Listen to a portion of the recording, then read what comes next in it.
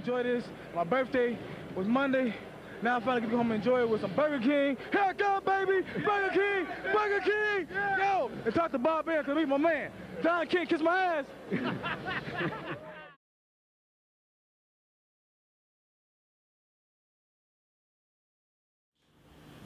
What's up, fight fans?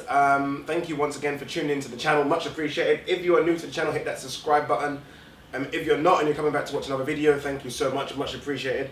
Alright, so the WBA have ordered for Jorge Linares to face Luke Campbell, which is interesting.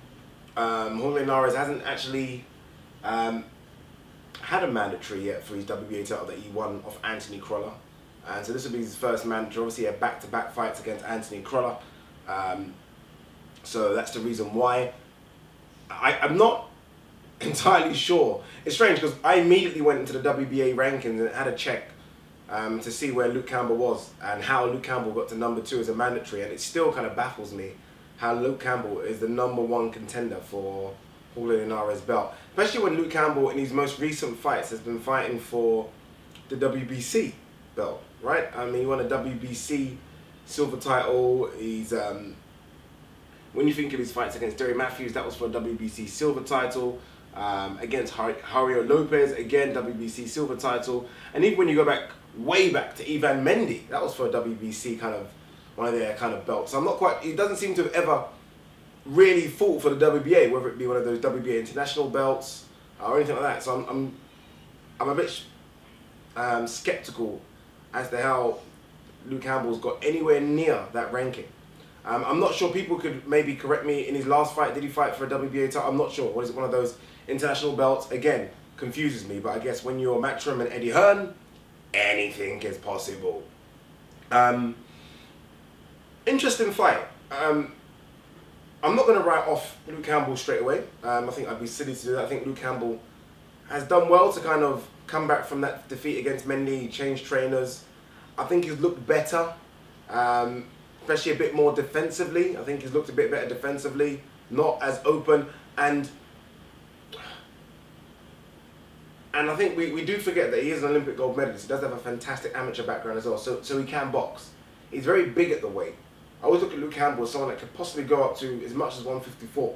I think he's got the height. He's definitely got the frame, really broad shoulders.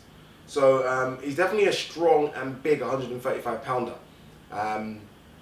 He has better boxing skills, I believe, than the likes of Anthony Crolla. So look, I'm not saying that he's got a chance, but I think he's got a better chance of beating Linares than Kevin Mitchell and Anthony Crolla had. And that's just because styles make fights. And I think him, stylistically, is better than the come-forward kind of styles that Kevin Mitchell and Anthony Crolla both possessed. So can he be the man to dethrone Linares? I don't think so. Has he got the power? Maybe. Remember, Linares' 3 defeats has all come by KOs. DeMarco, Thompson and Salgado all beat Linares by knockout. So if he can be defeated, it's going to be that.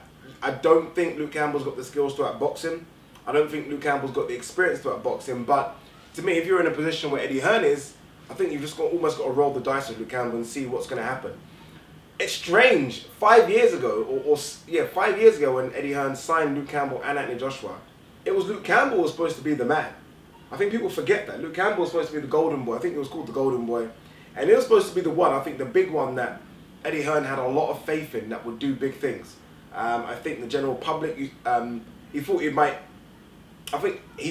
warm to the public a lot more and a lot quicker than what Anthony Joshua did.